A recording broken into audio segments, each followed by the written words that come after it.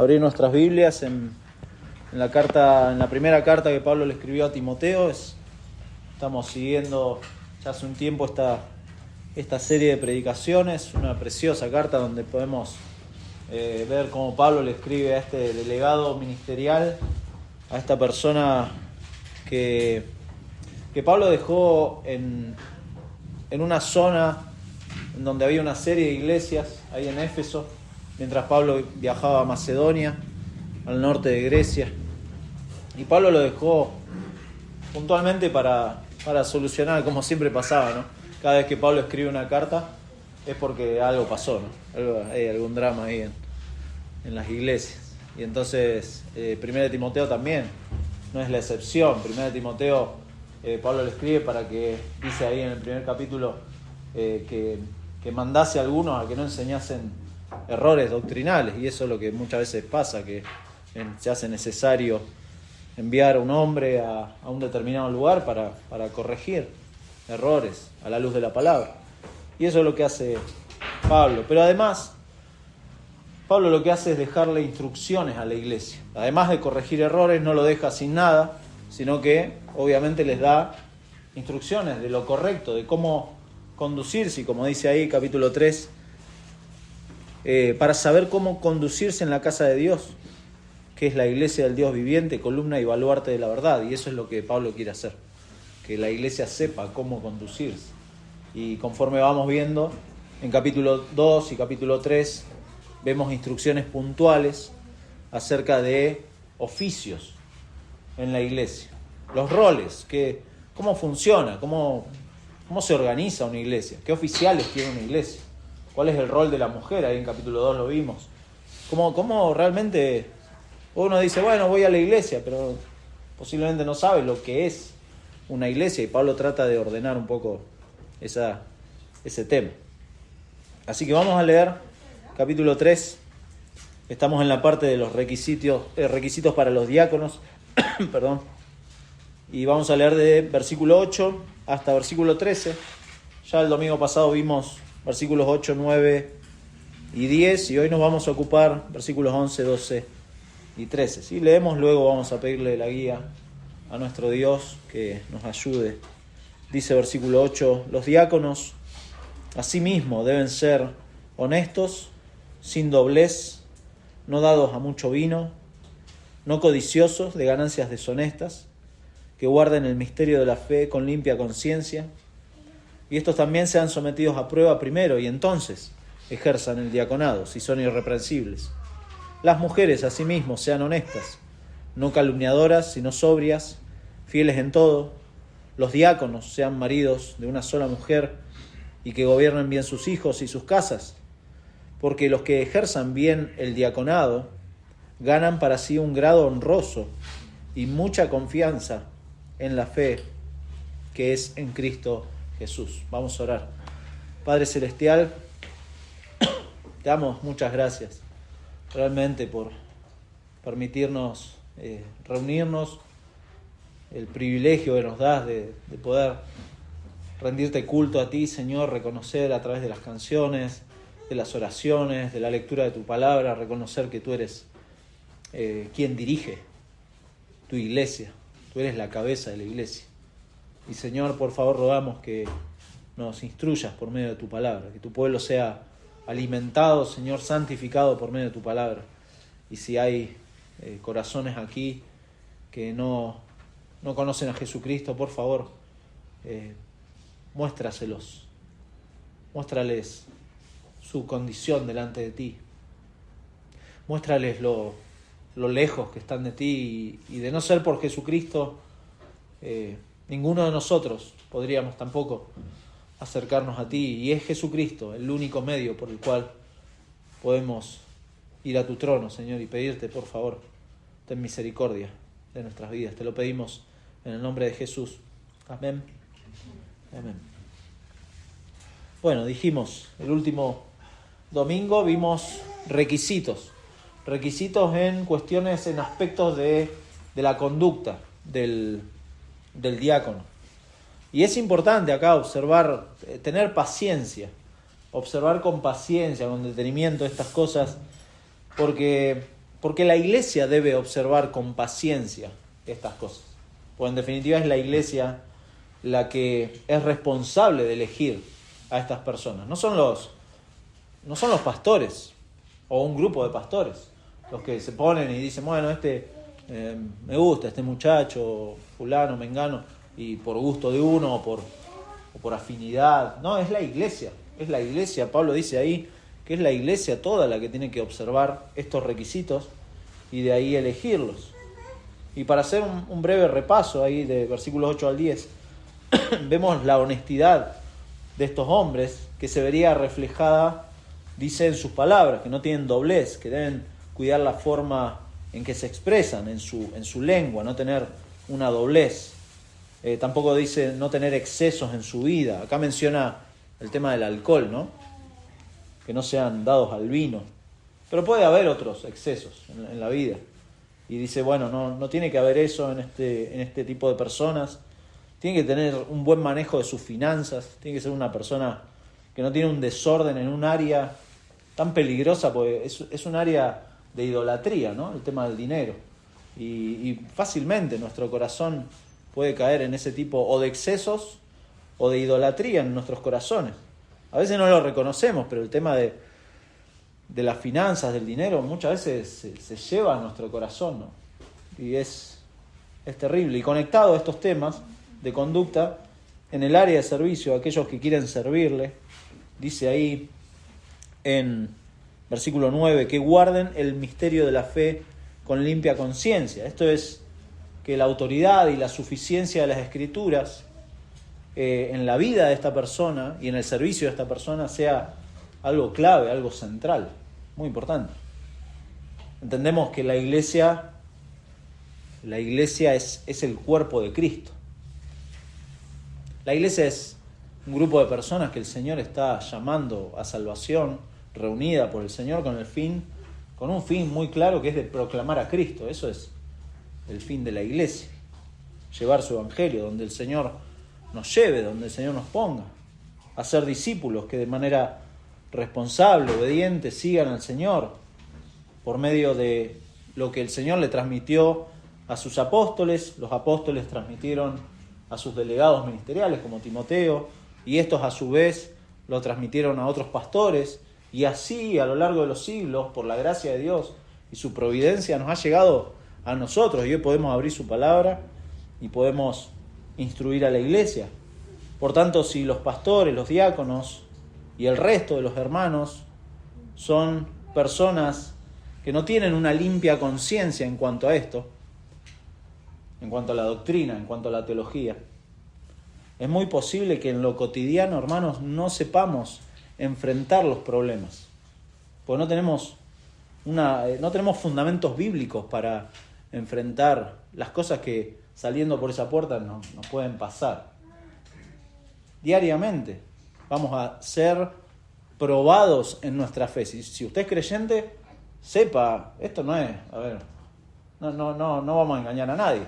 Si usted, el Señor lo ha salvado, le ha mostrado su condición delante de Él y le ha mostrado a Cristo y el único medio por el cual uno se puede acercar al Señor, sepa que usted se va a convertir en un peregrino, en un extranjero en este mundo. Y va a ser probado, su fe va a ser probada. Y entonces, uno tiene que mantener, dice ahí Pablo, le dice a Timoteo, limpia conciencia en cuanto a lo doctrinal, y eso va a ayudar a la vida del creyente. Los diáconos en su rol de servicio, de manera obligatoria, tienen que tener este requisito. Tienen que ser personas con limpia conciencia, que mantengan la fe, el misterio de la fe, dice. Y eso es la doctrina, eso es el evangelio, con limpia conciencia. La palabra de Dios entonces es la regla para todos los creyentes, pero en especial para los diáconos, por el rol que ocupan, ¿no? La doctrina no se puede mezclar con nada, eso está diciendo. La limpia conciencia es algo con pureza, mantener con pureza lo que la Biblia enseña. Y así van a ser sometidos a prueba estas personas, antes que nada, y después la iglesia y el liderazgo de la iglesia van a considerar si son irreprensibles, irreprensible habla de alguien que no tiene tacha, dice, que en su vida uno no puede marcarle, no, esta persona tiene tal situación o tal requisito, no lo cumple. No, estas personas son fieles en todo. Pero obviamente la vida pública de estas personas incluye necesariamente y obligatoriamente la parte en donde realmente se evidencia nuestro corazón, ¿no? Que es en el hogar. Siempre decimos, cada casa es un mundo, y realmente de puertas de nuestras casas para adentro no debería ser así, porque dice Pablo ahí que no tiene que ser con doblez, no debería ser así, pero lamentablemente muchas veces luchamos con eso, con el hecho de que en casa somos una cosa y fuera de casa somos otras. Y Pablo le dice a Timoteo, bueno, estas personas tienen que mostrar una conducta irreprensible en cuanto a su hogar, esta limpia conciencia, esta falta de doblez, debería ser de esta manera. El trato con las personas fuera de casa debería ser muy similar a como es dentro de casa. No debería haber esa dicotomía, ¿no? Y estas cosas que vamos a ver en estos hombres, en esto también van a ser sometidos a prueba estas personas. Dice un autor, un creyente no probado es un creyente no preparado. Un creyente no probado es un creyente no preparado. Probablemente hará más daño que bien si se le da un cargo en la iglesia. Fin de la cita. La idea que nos va a ayudar a seguir hoy estos 3 versículos, 11, 12 y 13, es que los hogares cristianos en general, siempre tengan en cuenta esto, que si bien son requisitos para los diáconos o los obispos antes, pero esto es para todos los creyentes. No es que uno puede decir, bueno, no es para mí. No, es para todos. Por eso la idea es que los hogares cristianos son reflejo y testimonio del Evangelio. Y entre esos hogares, hay hombres designados para la obra. Es decir, todos los hogares cristianos son reflejo y testimonio del Evangelio, y en muchos de ellos hay hombres designados para la obra. Y esto nos da el indicativo de que todos los cristianos, como dijimos, estamos llamados a esto. Todos. Aunque obviamente son unos pocos los que son llamados a servirle oficialmente.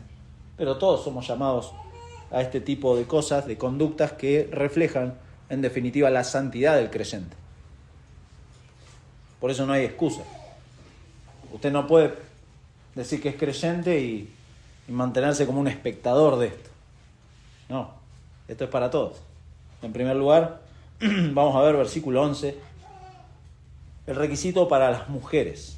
Y acá, un poco a propósito, el domingo pasado cortamos acá, porque quería dedicarle un paréntesis largo, tenga paciencia, debido a que este versículo 11 amerita que sea explicado con detenimiento. Hay pastores, hay hermanos amados, hombres de Dios que incluso tienen muchos más años de experiencia y más años en el ministerio, y han llegado a conclusiones diferentes en cuanto a este versículo 11, que dice, las mujeres asimismo sean honestas, no calumniadoras, sino sobrias, fieles en todo.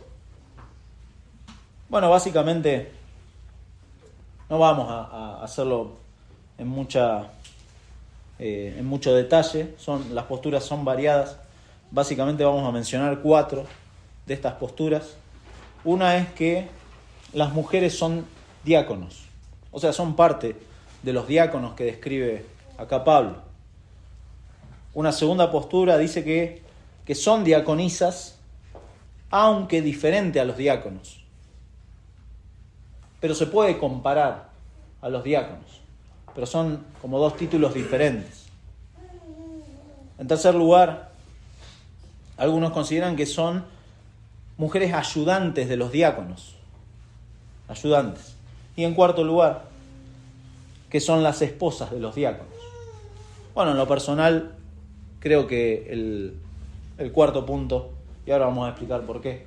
El cuarto punto, que son esposas de los diáconos, considero que se ajusta. Igualmente, repito, esto no hay que ser dogmático, hay que tener cuidado de no ser dogmático en cuanto a posturas, considerar que hay hermanos amados en el Señor que pueden incluso considerar los otros aspectos, pero sí uno tiene que establecer una postura clara para evitar confusiones.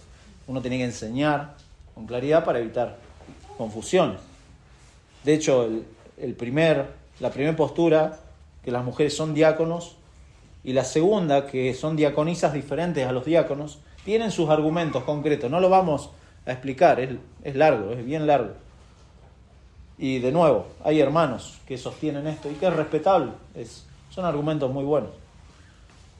Obviamente no son temas que nos separan, ¿sí?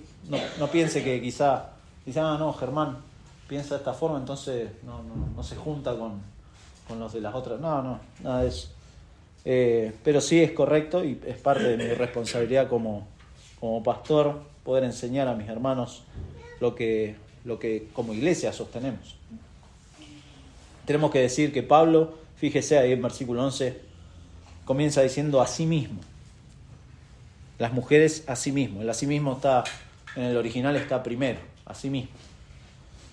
Que introduce una nueva clase de personas. Eso es interesante porque el a sí mismo marca que estamos hablando de otro tipo de personas, diferentes a los diáconos y diferentes a los obispos, que mencionó en capítulo 3 al principio.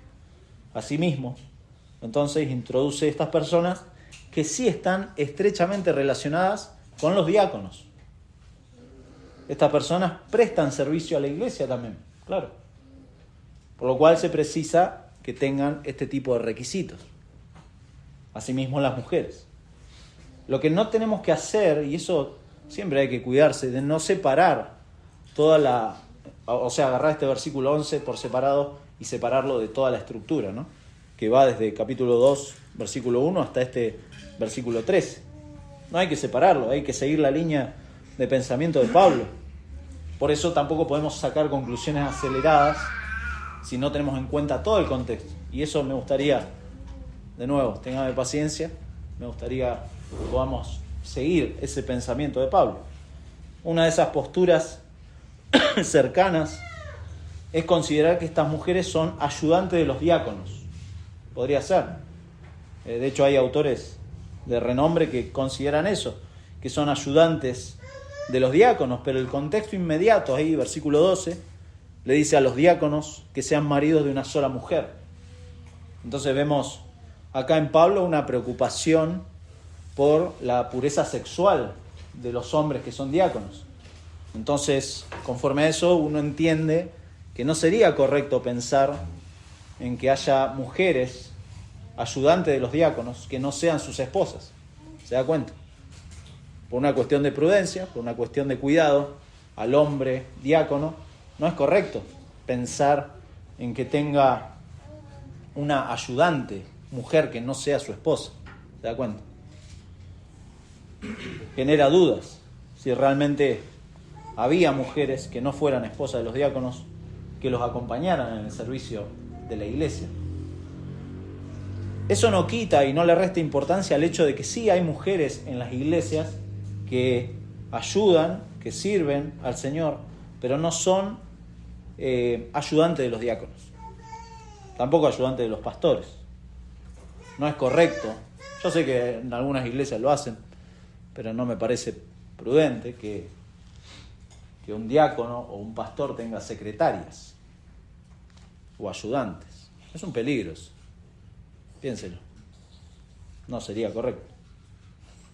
Por eso consideramos que son esposas de los diáconos, por los siguientes motivos. En primer lugar, el término mujer que se usa, las mujeres o mujer, es el mismo término muy interesante que se usa en versículo 2, pero es necesario que el obispo sea irreprensible, marido de una sola mujer. Es el mismo término. Y versículo 12, que lo leímos ya, los diáconos sean maridos de una sola mujer. Es el mismo término. En primer lugar, entonces, el término mujer nos da el indicativo de que estas personas están más cerca de ser las esposas de los diáconos. Segundo, se omite, fíjese en versículo 11, se omite el estado civil de las mujeres. Y se omite también el tema de la fidelidad matrimonial que se le pide al diácono. Se le dice en versículo 12, a los diáconos sean maridos de una sola mujer, pero si las mujeres de versículo 11 fueran diáconos también, debería decírsele que sean mujeres de un solo hombre. Y no se le indica eso. Se da por sentado algo. En tercer lugar, la falta del... Bueno, acá no, usted en el español que tenemos nosotros no lo podemos ver, pero en el original hay una falta de un artículo. Cuando dice las mujeres, en realidad dice mujeres directamente. Mujeres, asimismo, sean honestas. Algunos dicen, bueno, la falta de artículo marca que es un título, que es un título oficial, el de las mujeres. Pero en realidad la falta de artículo es un punto a favor para pensar de que son las esposas de los diáconos, porque en toda esta estructura que va desde versículo 1 hasta versículo 16, cuando Pablo habla de sustantivos, nunca usa artículos, no lo usa. Entonces, esa falta de artículo en realidad es un punto que es a favor, porque no define a la persona, sino que está marcando algo que es parte integral, en este caso del diácono. Por eso dijimos, es alguien estrechamente relacionado con el diácono, y eso es importante. Bueno, en cuarto lugar lo dijimos, ¿por qué Pablo no da requisitos específicos para estas mujeres? Repite algunas cosas que ya ha mencionado. Si fueran diaconisas, no tendría que marcar requisitos específicos para mujeres diáconas, y no lo hace. En quinto lugar, Pablo, en el contexto, si se fija en capítulo 2, versículo 12, dice, porque no permito a la mujer enseñar, ni ejercer dominio sobre el hombre, sino estar en silencio. Es decir, en el contexto, Pablo ya ha hablado de que la mujer no tiene que ejercer dominio sobre el hombre. Entonces no sería consistente Pablo si pensara, incluso dar razones teológicas, ¿no? Dice, no es un tema cultural esto. Es un tema de que Adán fue formado primero, después Eva. Adán no fue engañado, recuerdan, no vamos a repetir ese estudio, pero es interesante porque acá Pablo ya marcó este tema de la prohibición, y de hecho en versículo 13 dice que los que ejercen bien el diaconado ganan para sí un grado honroso, y eso habla de una influencia en la iglesia. Entonces no sería consistente con este versículo 2 en donde Pablo dice las mujeres no tienen que ejercer dominio sobre el hombre, y da la razón. Y en sexto lugar, último, dado el contexto que estamos viendo y la función del diácono era servir a la iglesia de manera práctica, es de suma importancia que las esposas de estos hombres acompañen a sus maridos y tengan estos requisitos. Muy importante. Claro que sí. Entonces, todo cuadra de que sí, son las esposas de los diáconos. Juan Calvino incluso concluye en su comentario y dice, se refiere, y me llamó la atención porque yo la verdad estaba enfocado en los diáconos y no lo estaba mirando eso, pero se refiere tanto a las mujeres de los diáconos como a la de los obispos o pastores, en todo el contexto, tomando todo, porque ellas deben ser ayudas, dice Calvino, para sus esposos en sus oficios. Obviamente las mujeres de los pastores, lo vamos a decir después, no son pastores, y tampoco tienen que ayudarla ni en la enseñanza ni en el gobierno de la iglesia. Pero sí, la de los diáconos sí, están acompañando porque es un servicio práctico. Y muchas veces los diáconos varones necesitan la ayuda de sus esposas, porque obviamente por una cuestión de prudencia no pueden ir a ayudar a una dama, a una hermana de la iglesia, ¿se da cuenta? Entonces, muy importante la función. Y por naturaleza el diaconado, es obvio que las esposas de estos tengan ciertas características. Versículo 11, sean honestas, no calumniadoras, sino sobrias, fieles en todo. Fieles en todo. Dijimos, las esposas de los pastores no son pastoras. No quiero ser enfático en eso, no hace falta. No tienen que enseñar, no tienen que gobernar la iglesia, pero sí las esposas de los diáconos sirven junto a ellos. Y es hermoso eso, ver cuando un matrimonio, el diácono y su esposa, sirven al Señor. Y dice que ellas tienen que ser honestas. Esto habla de sobriedad, habla de un carácter sobrio, de alguien respetable. Eso es honestas, esa es la palabra. No calumniadora. No calumniadora está relacionado con la doblez de lengua que se le pide al diácono. No calumniadora es alguien que controla su lengua, literalmente.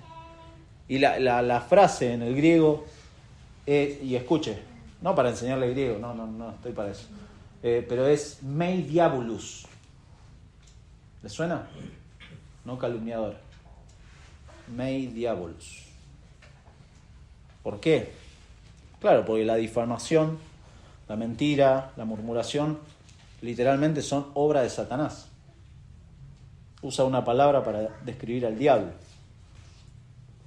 La difamación, la mentira, son obras de Satanás y esto divide iglesias. Imagínese, si la esposa de un diácono es calumniadora, es complicado. Por tanto, si, hermana, si usted es mujer, como esposa o como futura esposa, si usted no controla sus pasiones, no es apta para servir a otros. Y lamentablemente esto arrastra a su esposo. ¿Se da cuenta? O sea, no es posible, hay que trabajar en eso. Por eso conecta después con que sean sobrias, nefalios. Sobrias es alguien que está controlado, que tiene dominio propio en esas áreas. Y finalmente dice fieles en todo. Preciosa la frase esa, fieles en todo, porque habla de lealtad a toda prueba. Lealtad a toda prueba. Mujeres que no se rompen fácilmente, sino que son fieles en todo, dice. Mujeres con convicciones bíblicas que acompañan su vida. Convicciones bíblicas que acompañan a sus esposos, diáconos, para servir a otros. Fieles en todo. Y uno piensa, bueno, qué bien las esposas de los diáconos. No, como dijimos al principio, esto es para todos. Porque son cosas ordinarias que deberían todos los cristianos ser honestos, no calumniadores, sobrios, fieles en todo. Esto es algo que es para todos, ¿no? Pero estas mujeres son ejemplo de esto. El carácter de la mujer del diácono es ejemplar. Entonces son uno con su esposo. Y ambos son reflejo del hogar y son requisitos obligatorios para este diaconado, ¿no? Por eso el segundo encabezado son los requisitos en la vida familiar. Requisitos en la vida familiar. El domingo pasado lo dijimos, lo mencionamos, cuando vimos los requisitos de los obispos o de los pastores, que estas cosas son temas ordinarios que se esperan en todos los creyentes. No son cosas extraordinarias que digamos, no, nadie lo puede hacer esto. No, son cosas de la diaria y que sencillamente aquellos que sirven en la iglesia son ejemplo de esto. Por eso no podemos pensar, bueno, esto es para otros. No, es para todos. Es para todos.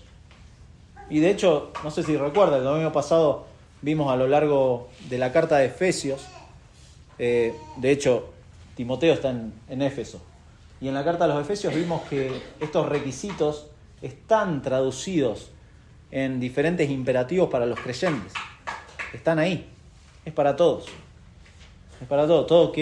Aquel que dice ser un hijo de Dios no puede ignorar que estas cosas son para todos. Y los diáconos, dice acá en este punto, dice sean maridos de una sola mujer. Y esto es tremendo. Porque no está hablando del estado civil. Sería obvio, ¿no? No está hablando de la poligamia ni nada de eso. Está hablando de fidelidad matrimonial, de pureza sexual, del carácter de un hombre de familia. Es un hombre que tiene ojos y un corazón para una sola mujer, que no es su mamá. ¿Sí? Aquellos que ya están casados, no es la mamá. ¿Sí? No. Se usa esa frase, no, mi mamá cocinaba de tal forma, la milanesa. Bueno, no. Usted tiene su mujer ahora, si está casado, ¿no? Y su mamá quedó en segundo plano. Sí, segundo plano, tampoco. Pero usted es un hombre de una sola mujer.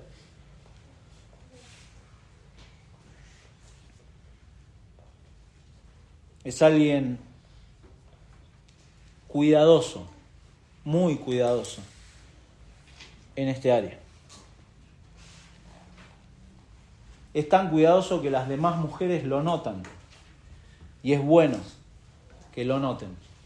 Que las demás mujeres noten que usted, como se dice en el mundo, usted no es un banana. Hombres, por favor. Sean conscientes de su pecaminosidad. Conscientes del potencial que tenemos para pecar. Cuidado en la relación con el sexo opuesto. Cuidado, por favor, porque el hombre de Dios no juega de ninguna manera. No juega con esto. Por eso dice, maridos de una sola mujer. Alguien que es solo simpático y atractivo para una sola mujer, que es su esposa, para nadie más. No se involucra, no genera intimidad con ninguna mujer que no sea su mujer. No quiere caer bien en su trabajo, no quiere caer bien con sus clientes femeninas, no quiere caer bien con sus vecinas, no quiere caer bien con la mujer que le cobra en el supermercado. No, es marido de una sola mujer. De eso está hablando Pablo acá. Es un hombre que se cuida en las redes sociales, que no cruza los límites. Hermano, estamos en un campo minado y usted lo tiene que saber. No puede ser ingenuo y pensar que esto lo manejo porque soy re banana. No, cuidado con esto. Hay que huir de estas cosas. Porque esto es parte del reino de Satanás. Esto es satánico. Usted no se puede exponer a la inmundicia. No lo puede hacer. Tampoco puede exponer a su familia, a su esposa, a sus hijos en esto. ¿Por qué? Porque Satanás no puede ser ingenuo usted. Satanás quiere destruirlo a usted y a su familia y por ende a la iglesia. Entonces Satanás va a usar esto para destruirlo. Por eso el candidato a diácono también, unido a esto, es alguien que gobierna bien su casa. Es alguien que guía a su familia. Es alguien que se ocupa, es alguien que se hace cargo. No le echa la culpa a los demás. No le echa la culpa a la circunstancia o no, mis padres me criaron así y por eso traigo todos estos bagajes en mi vida. No, se hace cargo. Gobierna bien su casa. El gobernar, la palabra habla de guiar a alguien responsable de gobernar. Si sus hijos no le obedecen, si sus hijos muestran rebelión a la autoridad como padre que tiene en su casa, va a quedar descalificado. Eso está diciendo Pablo. Si su esposa no cumple con aquellos requisitos del versículo 11 y no respeta a su esposo, también queda descalificado. ¿De qué manera un hombre cuida a su familia? Bueno, y acá uno pensaría, bueno, y yo cuido a mi familia pasando tiempo con mi esposa, me ocupo de ellos, paso tiempo con mis hijos, voy a jugar al fútbol con mis hijos. ¿Solo eso? No, también, qué sé yo. Lavo los platos, plancho. Las mujeres están... Sí, por favor, decí más. Ordena la casa, barren. Bueno, eso no es nada extraordinario. Convengamos eso, ¿no? Y además, y esto es algo importante, no se lo está haciendo a su esposa. Porque usted no es un extranjero en la casa. Usted es parte de la familia. También sus hijos, dígaselo. Hay veces que genera conflicto eso. Pero dígale a sus hijos, usted no es un extranjero, mi hijo, en casa. Tienen que ayudar. No, tampoco es un visitante o está pagando el alquiler de la pieza. No. Es parte de la familia. Es parte de la familia. ¿De qué manera cuidamos a la familia? Bueno, dándoles lo mejor, cubriendo sus necesidades básicas. Y uno se preocupa, ¿no?, acerca de eso. Y no está mal. Pero hay que tener cuidado de que, queriendo cubrir las necesidades básicas, nuestro corazón avaro empieza a pensar o a agregar necesidades que no son necesidades. Y nos volvemos codiciosos de ganancias deshonestas. ¿Se da cuenta? Muchas veces nos puede pasar eso, con la excusa de no, yo quiero que a mi familia no le falte nada. Sí, pero le falta a usted, porque se la pasa, ¿se da cuenta? Puede pasar eso. ¿De qué manera? Sigo preguntando, ¿de qué manera uno cuida como hombre a su familia? Y pensaba en esto y ¿acaso no es, creo que la primer forma de cuidar a la familia, llevar a su familia a los pies de aquel que tiene toda la sabiduría para cuidarnos? Por eso, mi hermano varón, le pregunto, ¿es prioridad el tiempo en familia en los cultos o es solo una salida de paseo, como un shopping, que venimos a consumir algo y nos vamos? ¿Cómo se prepara para congregarse? ¿O ha empezado, como padre de familia, a poner cualquier excusa para ocupar el tiempo de congregación con otras actividades? No, porque quiero pasar tiempo con mi familia. Y entonces ocupo lo más importante con cosas que a futuro le pasan factura. Hay iglesias, lamentablemente, en donde se invita a las familias a disfrutar el domingo. Y se reúnen otro día de la semana. Y no se le da prioridad al Señor. El Señor es el que tiene toda la sabiduría para cuidarnos y enseñarnos a los hombres a cómo cuidar a nuestra familia. Nosotros no somos más sabios que Dios. ¿Se da cuenta? No somos más sabios que Dios. Nada de eso. Necesitamos a aquel que tiene toda la sabiduría para darle prioridad a quien merece nuestra prioridad. ¿Eso lo ve su familia? ¿Que Dios es prioridad para su vida? Piénselo. Esta semana compartía, quizá alguno lo leyó, una frase del libro que vamos a comenzar con los hombres. Hermoso. Ya no quiero spoilearlo, pero bueno, la frase es casi a lo último, así que les estoy spoileando ahí bastante. Y dice el autor: no puedes someterte a tu esposo como la iglesia, esto le dice a las mujeres, no puedes someterte a tu esposo como la iglesia se somete a Cristo si no eres un miembro sumiso a una iglesia. No puedes amar a tu esposa, a los hombres, como Cristo amó a la iglesia, si no amas a la iglesia de Cristo lo suficiente como para asistir de manera consistente en el día del Señor. No puedes pastorear e instruir a tus hijos en los caminos del Señor si no estás siendo pastoreado e instruido por los líderes que el Señor ha puesto sobre ti. Si no estás comprometido con la iglesia local, no crecerás en tu propia vida cristiana y no puedes esperar el éxito como un hogar cristiano. Por eso es muy importante, y dijimos en la idea, que los hogares cristianos son reflejo y testimonio del Evangelio. Y en esos hogares hay hombres que Dios ha elegido para que sean diáconos. Diáconos, que finalmente, versículo 13 dice, porque los que ejerzan bien el diaconado ganan para sí un grado honroso y mucha confianza en la fe que es en Cristo Jesús.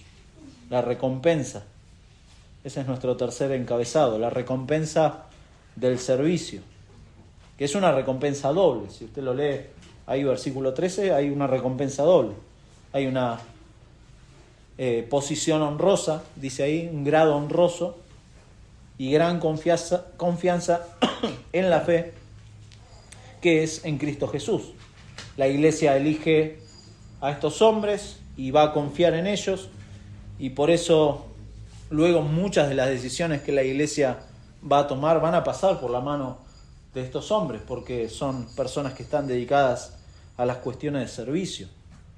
Y este tipo de personas realmente son una bendición para el cuerpo de Cristo. Pues es muy necesario. A veces pensamos, bueno, los diáconos aparecen ahí en la Biblia algunas veces, pero son sumamente importantes, pues son la parte activa del servicio práctico, muy práctico. Lo vimos hace unos días en Hechos 6, que estos hermanos estaban comprometidos en promover la enseñanza de la palabra de Dios, liberando las manos de los apóstoles, en el caso de Hechos 6, elegidos por la iglesia, dice Pablo, para que luego disfruten de manera desinteresada los resultados de esta recompensa por el hecho de que han ejercido bien el diaconado. Entonces, la primera recompensa, este grado honroso, algunos han pensado de manera no muy alegre o acertada que este grado honroso habla de que el diaconado es como una fase previa al pastorado. Bueno, no es lo que dice Pablo ahí. Se han agarrado de la palabra para grado. La palabra que usa en el griego grado es escalón. Y dijeron, claro, esto es un paso previo. Pero en el contexto no dice esto. Los diáconos no se les pide el requisito ni de enseñanza ni de gobierno. Entonces, no necesariamente se van a convertir en pastores. Algunos sí. En algunas iglesias los diáconos, de repente la iglesia ve que estos diáconos tienen el don de enseñanza y pueden guiar al pueblo de Dios, y entonces a lo largo de los años ven que estos diáconos pueden ser pastores. El grado honroso se refiere más al hecho de que por ser ejemplo de servicio y amor en la iglesia, estas personas son de influencia, porque son diligentes, porque son sacrificiales al Señor, y eso motiva a otros, y por eso es un grado honroso. Tanto el obispo como el diácono son roles de honor en la casa de Dios, y eso no es nada para desprestigiar. Hoy se desprestigia realmente. Hay casos, que dan ejemplo de ello, de cómo se desprestigia este grado honroso del diácono, pero también el de los pastores. Pero me encanta la historia, la deben conocer varios, de Charles Spurgeon. A él le vino un día la reina de Inglaterra, la misma reina de Inglaterra, vino a hablarle a Spurgeon y le dijo, deje el pastorado y venga a ejercer un cargo como mi mano derecha en la República. Tremendo. Imagínese, a usted viene, y le ofrecen algo así. Spurgeon respondió, le agradezco la oportunidad que me está dando, pero no puedo bajar de puesto. No puedo bajar de puesto. Y la reina le dijo, usted está loco. Usted está loco, ¿va a comparar un pastorado con ser canciller en mi república? Y él le respondió, tiene razón mi reina. Estaría loco si lo comparo, porque el cargo que usted me está ofreciendo es de este mundo y tiene su fin. Pero el llamado de Dios, el llamado que recibí de Dios, viene del cielo y tiene galardones que son eternos. Eternos. Si hay algo que a usted lo apasione más en este mundo que esto, bueno, puede haber dos cosas, o tres. Bueno, en primer lugar, que no fue llamado. Si hay algo que lo apasiona más que las cosas del Señor, no fue llamado. Lo segundo es que quizás no entiende la grandeza de este llamado. Pero lo más peligroso es que si algo lo apasiona más que las cosas del Señor en este mundo, el peligro está en que usted esté engañado de que es creyente y quizás no lo es. Porque ama más a este mundo, ¿no? Lo que dice 1 de Juan. El amor del Padre no está en él, quien ama al mundo. Y de hecho, todos los cristianos, como hemos visto ya, hemos sido llamados al servicio. En Juan, capítulo 12, si quiere búsquelo, Evangelio de Juan, capítulo 12, en el contexto de nuestro Señor Jesús anunciando su muerte. Les está anunciando a sus discípulos que va a la cruz. Y en ese contexto, en Juan capítulo 12 le dice, versículo 24, de cierto os digo, que si el grano de trigo no cae en tierra y muere, queda solo, pero si muere, lleva mucho fruto. Está hablando de su muerte, que va a llevar fruto. Versículo 25, ahora sí, le habla a los discípulos, el que ama su vida, la perderá. Y el que aborrece su vida en este mundo, para vida eterna la guardará. Si alguno me sirve, sígame. Y donde yo estuviere, allí también estará mi servidor. Si alguno me sirviere, mi Padre le honrará. Mi Padre le honrará. Esto es un grado honroso para personas que son ejemplo para la iglesia. Pero Dios el Padre va a honrar a todos los creyentes en aquel día de gloria. Pero lo segundo dice que gana confianza en la fe que es en Cristo Jesús. Mucha confianza en la fe que es en Cristo Jesús. Esto se podría traducir, esta palabra confianza, como valentía, como audacia, como firmeza, como entereza. Conforme alguien ejerce bien este diaconado, el Señor lo revitaliza. Eso está diciendo. El hombre de Dios es revitalizado en su ánimo. Dios le da energía espiritual para seguir adelante. En otros casos, una persona así que no está llamado a esto, se va a mostrar frustrante, va a ver todo negativo, va a tener como una debilidad permanente, o le va a echar la culpa a otras cosas. Pero el diácono se lo ve estable, se lo ve con fuerza, con el gozo de que no está dependiendo de las circunstancias. Sigue adelante. Es cabeza dura, diríamos. Es alguien que va para adelante. Son personas que no dicen, bueno, no, me falta tiempo, no tengo tiempo. Me colgué. Esa es una frase que... me colgué. Consejo, no me lo digan. No me digan esa frase, me colgué. Porque nadie se cuelga. Tenemos otras cosas. No puedo. Estas personas de manera asombrosa, no sé cómo hacen, pero administran con sabiduría su tiempo delante de Dios y el Señor les renueva las fuerzas. Y esto es la confianza en la fe que es en Cristo Jesús. Confianza en la fe. Un autor, Nigel Turner, dice lo siguiente acerca de esto. La fe es en efecto toda la vida cristiana. Es el canal por el cual se reciben las bendiciones que son propiedad exclusiva del creyente. Paz con Dios, esperanza, gozo, perdón y salvación. La fe es la fuente de la cual brotan las cualidades que le dan sentido a la vida cristiana. Eso es la fe. Fin de la cita. Es una fe que obviamente no es nuestra, es una fe arraigada en Cristo. Por eso dice confianza en la fe que es en Cristo Jesús. Porque sin Cristo, mi hermano, sin la centralidad del Evangelio en nuestras vidas, no podemos ni acercarnos ni servir a Dios. No podemos. Sin la fe que es en Cristo Jesús no podemos. No podemos tener frutos. Como dice Juan 15:5. Separados de Él no podemos hacer nada. Entonces esta fe está arraigada en Cristo Jesús. Claro, si usted no es creyente, sepa que se puede acercar a Dios y de hecho se va a acercar a Dios. Dice, ¿cómo? Si no es creyente.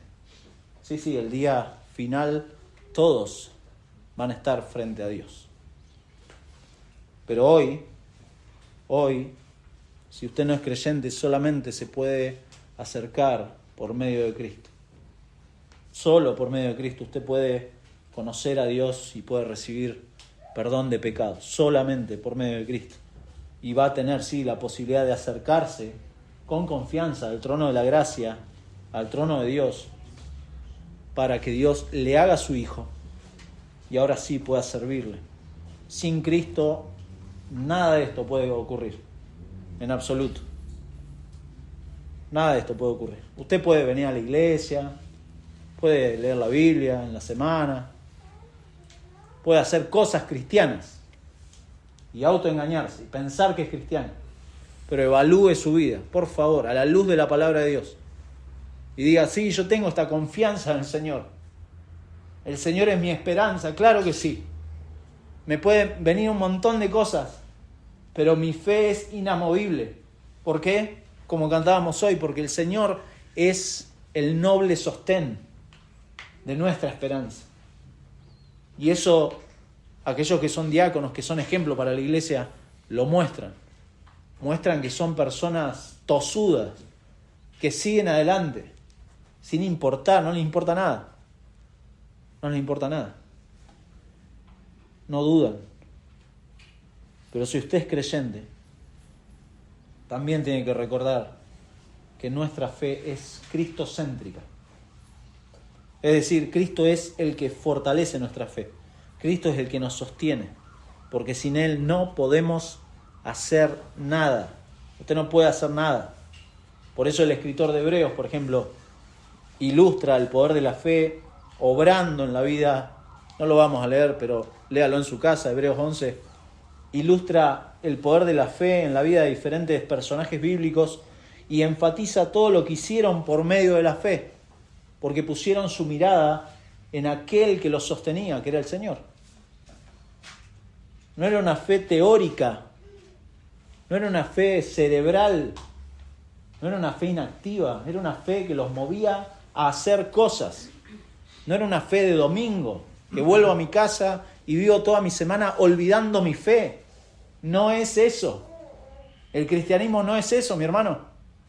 El cristianismo es una fe activa, es una fe que ordena mi vida. ¿Va a tener luchas? Claro que va a tener lucha. ¿Quién no? Pero es algo que lo va a movilizar a cambiar su vida a la luz de la palabra de Dios. Y esa es la fe de los creyentes. No es una fe religiosa de espectadores. A ver, ¿qué me va a decir el pastor el domingo? Y después en la semana, no, me cuesta leer la Biblia. No, me cuesta orar. No, me cuesta todo lo que tiene que ver con el Señor. Ah, pero lo otro no me cuesta. Me levanto a las 5 de la mañana para ir a donde sea.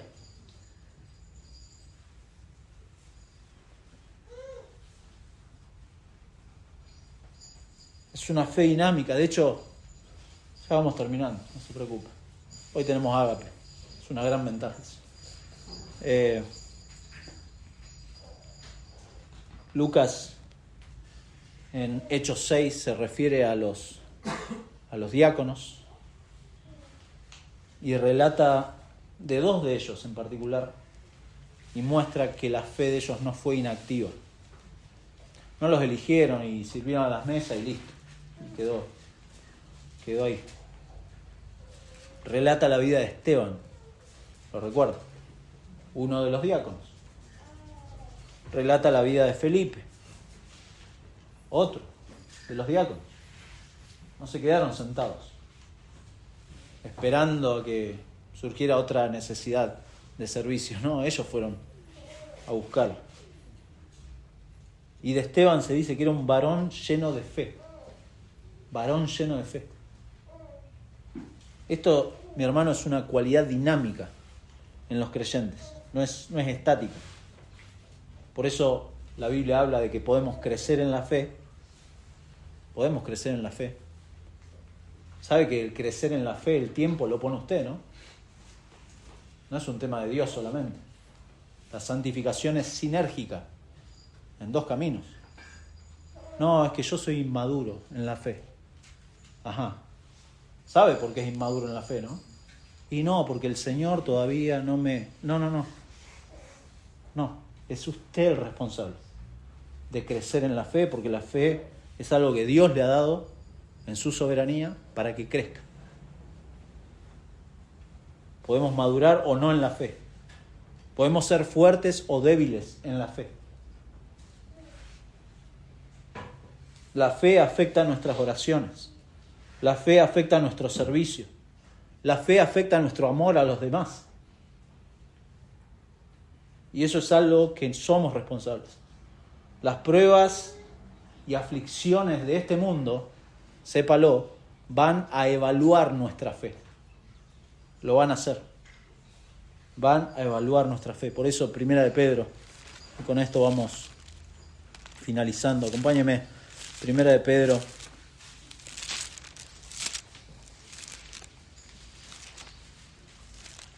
capítulo 1.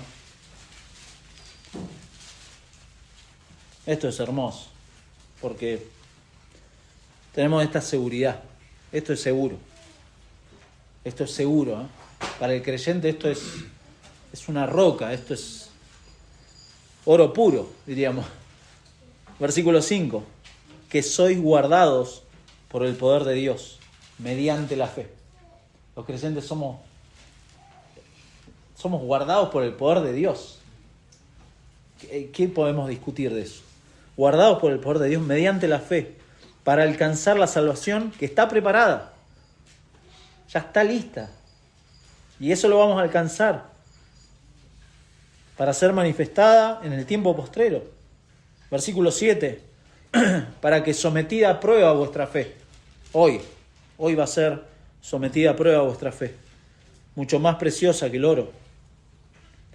El cual, aunque perecedero se prueba, la fe se prueba, mi hermano.